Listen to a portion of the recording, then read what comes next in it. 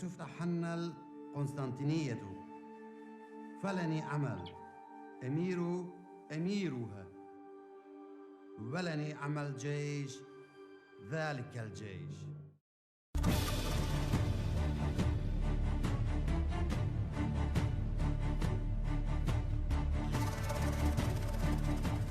Dinasti Utsmaniyah pada abad ke-18 dan ke-19 dijuluki sebagai The Sick Man of Europe. Mengapa? Karena pada abad 18 dan abad ke-19, dinasti Utsmani bertolak belakang dengan kejayaan mereka di abad ke-15 dan ke abad ke-16, di mana pada abad tersebut mereka mengalami perkembangan di sektor kebudayaan, ekonomi, militer, dan sektor-sektor lainnya. Di saat Eropa sedang mengalami masa kegelapan, mereka mencapai puncak kejayaan. Mereka menjadi salah satu pemain utama dan imperium terbesar pada abad tersebut. Disebutkan bahwa pemerintahan Muhammad II atau Muhammad Al-Fatih hingga Sultan Sulaiman Al-Qanuni merupakan masa yang paling stabil dari dinasti Utsmaniyah. Namun, sepeninggal Sultan Sulaiman Al-Qanuni, tidak ada lagi pemimpin yang cakap, yang menyebabkan Turki Utsmani mengalami berbagai kemunduran. Di antaranya disebabkan oleh beberapa faktor seperti 1. Ekonomi yang semakin melemah. Kebangkitan bangsa-bangsa di Eropa diawali dengan kebangkitan Portugal dan Spanyol, di mana mereka berhasil melakukan rekonquista atau penaklukan kembali daerah Granada dan semenanjung Iberia dari tangan umat Muslim, yaitu dinasti Umayyah II. Keberhasilan ini menjadi titik awal kebangkitan bangsa-bangsa Eropa lainnya. Bangsa Portugal dan bangsa Spanyol berhasil membuat rute pangsa pasar dan sumber bahan baku perdagangan dari seluruh dunia. Mereka menemukan benua Amerika. Mereka juga membuat berbagai jaringan koloni dan jaringan pasokan sumber daya alam dari daerah-daerah kaya alam di Asia maupun Asia Tenggara. Di sisi lain, Turki Utsmani mengalami masa yang sangat suram. Disebutkan ketika Sultan Abdul Hamid menjadi Sultan Turki Utsmani telah terbebani hutang sebanyak 15 juta pound sterling dan membengkak hingga menjadi 103 juta franc. Turki Utsmani terjerat sistem bank dari Inggris dan Prancis, di mana mereka berhutang pada bank-bank terkenal seperti bank yang dibuat oleh keluarga Rothschild. Kejadian yang terkenal juga ketika dinasti Utsmani memiliki hutang yang sangat besar kepada perusahaan raksasa Prancis Orlando dan Tony B. Negara Utsmani tidak mampu membayar dan Prancis menghukum mereka dengan merebut Pulau Midley dan Pulau Maltien pada tahun 1901 Masehi. Selanjutnya, utang tersebut semakin berkembang hingga menjadi 3.900 juta franc, di mana dinasti Utsmani berutang pada negara-negara Eropa seperti Prancis, Jerman, Inggris, Austria, dan Swiss. 2. Semakin melemahnya kemiliteran. Ketika itu, kemiliteran Utsmani pada zaman Muhammad Al-Fatih dan Sultan Sulaiman Al-Qanuni menjadi salah satu kemiliteran yang paling ditakuti di dunia.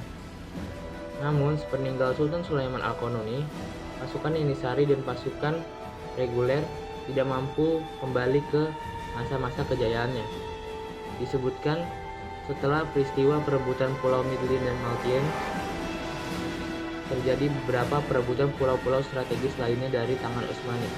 Namun, jauh sebelum itu, titik balik keterpurukan militer dinasti Utsmani terjadi ketika penyerangan ibu kota Austria, yaitu Wina. Perebutan ibu kota Wina dari tangan Austria menghadapi kegagalan pada percobaan pertama dan dinasti Utsmani mengalami epic comeback pada penyerangan kedua. Dinasti Utsmani mengalami titik balik pada pertempuran kedua ketika Austria mendapatkan bantuan dari Inggris dan Prancis. Selain kelemahan militer di darat, armada angkatan laut Utsmani juga semakin melemah. Hal ini menyebabkan kurangnya pemantauan dan terjadinya disintegrasi di wilayah Utsmani yang sangat-sangat luas. Laut-laut Utsmani tidak lagi mampu dijaga secara maksimal dan terjadi beberapa perebutan pulau-pulau penting dan wilayah-wilayah di Asia maupun Eropa. Selanjutnya yaitu kelemahan sosial dan moral, juga buruknya etika dan akhlak dari para sultan. Sewajarnya dan sudah menjadi kebiasaan ketika imperium-imperium besar Islam mengalami masa puncak kejayaan, maka penerus dari imperium-imperium tersebut mengalami penyakit di mana ketika mereka merasa sudah menang, mereka tidak memiliki lagi pesaing. Hal ini juga terjadi pada dinasti Utsmani, di mana ketika kegagalan penyerangan secara militer ke ibu kota Austria, para sultan-sultan selanjutnya merasa mereka telah kalah, namun dalam posisi yang lebih menguntungkan. Hal ini menyebabkan beberapa kelemahan di sektor politik dan pemerintahan. Sultan-sultan Utsmani tidak lagi sekuat dahulu. Hingga zaman Sultan Abdul Hamid II, dapat dibilang kelemahan terus semakin terjadi pada politik Utsmani. Perebutan kekuasaan juga terjadi di dalam perebutan takhta Kesultanan Utsmaniyah. Para pewaris melakukan berbagai perang saudara terhadap saudaranya untuk mengamankan kekuasaan dan posisi mereka. Ketika Sultan Abdul Hamid II menjabat sebagai khalifah, ia mencanangkan proyek yang sangat-sangat ambisius, yaitu mengejar kembali ketertinggalan Utsmani dari negara-negara di Eropa. Salah satunya dengan melakukan proyek modernisasi dan westernisasi. Selain manfaat yang diterima dari proyek tersebut, namun para pakar menyebutkan sebenarnya Turki Utsmani sedang mengalami masa kemunduran pada masa awal-awal. Mengapa? Karena kebijakan sultan tersebut diibaratkan seperti memelihara ular di dalam kandang. Karena proyek tersebut sejatinya adalah mengirimkan para murid-murid berprestasi dinasti Utsmani untuk belajar di negara-negara Eropa. Selain itu, agama juga bukan menjadi pilar dalam kehidupan bangsa Utsmani. Jika sebelumnya agama selalu diajarkan di madrasah-madrasah untuk menciptakan bibit-bibit unggul dan juga yang berakhlak, namun jika proyek modernisasi dijalankan Sultan Abdul Hamid II, ia menggembar-gemborkan pembangunan berbagai madrasah di wilayah Anatolia, wilayah Eropa yang dikuasai Utsmani. Namun hal ini tidak dibarengi dengan pembekalan agama di murid-murid tersebut. Alhasil, ketika mereka kembali dari Eropa, mereka selain membawa ilmu untuk membangun Turki, mereka juga membawa pemikiran untuk mengubah Turki dari sistem monarki menjadi sistem republik. Mereka membentuk sebuah perkumpulan bernama Turki Muda. Mereka mempelopori demo besar-besaran di berbagai wilayah Turki Utsmani agar Sultan mengembalikan dan merestorasi konstitusional Utsmani sebelum ia menjabat. Karena sejak awal Sultan tidak dapat mengatur siapa yang berada di posisi tersebut, siapa yang berada di posisi ini, menyebabkan disintegrasi politik di dalam pemerintahan Turki Utsmani. Orang yang duduk di parlemen, orang yang menjadi menteri, menjadi sekretaris kementerian, tidak lagi dapat diatur oleh Sultan. Hal itu telah disusupi oleh orang-orang dari Turki Muda. Sebenarnya Turki Muda ini telah membentuk sebuah organisasi lainnya yang bernama Committee of Union and Progress, di mana organisasi inilah yang akhirnya menduduki mayoritas kursi di parlemen dan menjadi menteri pada era konstitusional kedua pasca revolusi Turk Muda.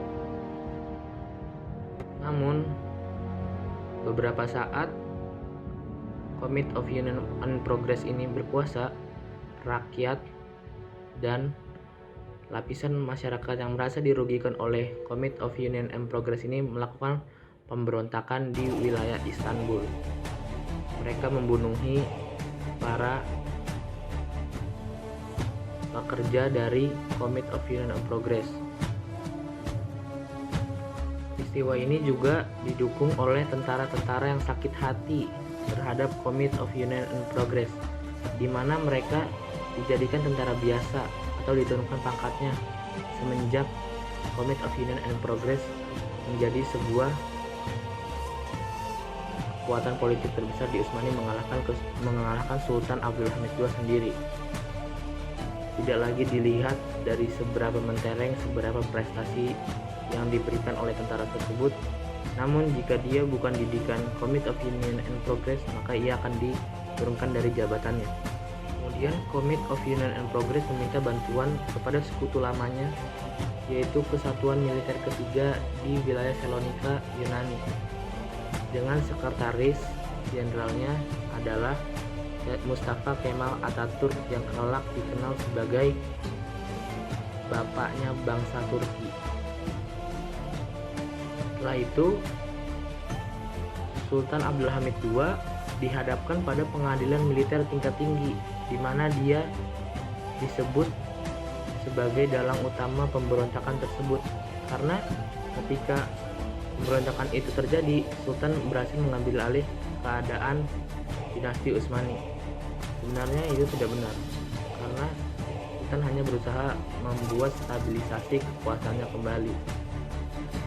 Dalam pengadilan militer tingkat tinggi tersebut, salah satu yang memecat Sultan adalah Theodor Herzl.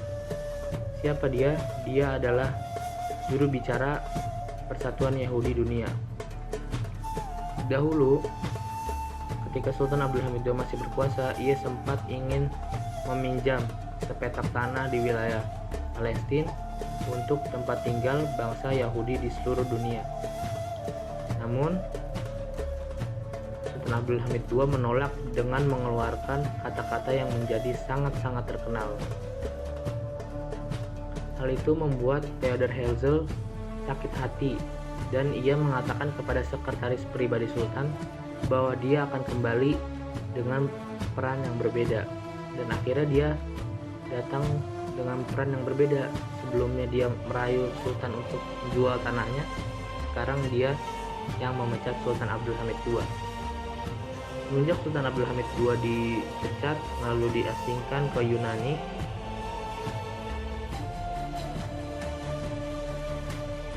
pemerintahan otomatis berada di dalam kekuasaan CUP atau Committee of Union and Progress, di mana ini juga bersekongkol dengan Mustafa Kemal Atatürk, di mana Mustafa Kemal ini menjadi salah satu tokoh sentral yang memimpin pemerintahan secara tidak langsung. Secara hukum, secara politis sebenarnya dinasti Utsmani disebutkan telah bubar, Pak, telah tidak ada pada masa lengsernya Sultan Abdul Hamid II. Namun secara sebenarnya masih ada 2 atau 3 sultan lagi. Namun sultan ini adalah sultan boneka, di mana dia hanya diperintah oleh Mustafa Kemal dari balik layar. Sultan tersebut ada Sultan Mehmed V Reşat, Sultan Mehmed VI, dan Sultan Abdul Mecid. Pada masa Sultan Mehmed V,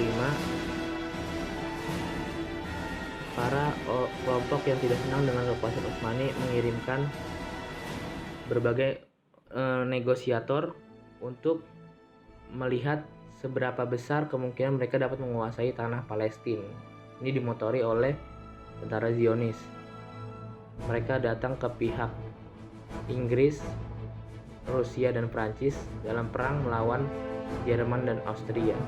Dan akhirnya Turki Utsmani ikut serta menjadi salah satu pemain di Perang Dunia I, di mana ia ikut dengan aliansi Jerman dan Austria. Sebenarnya Turki tidak siap dalam hal ekonomi, militer, dan berbagai persiapan lainnya. Dan akhirnya benar saja Turki dilibas habis oleh kekuasaan Rusia dan Armenia hingga wilayah Anatolia, dan Turki hanya menjadi sebuah negara kota yang terbatas hanya di Istanbul.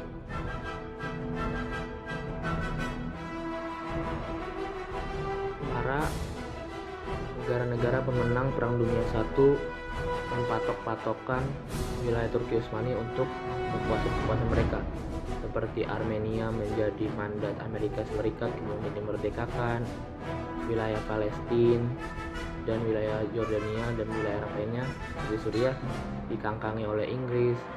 Prancis mendapatkan wilayah seperti Libya, Aljazair.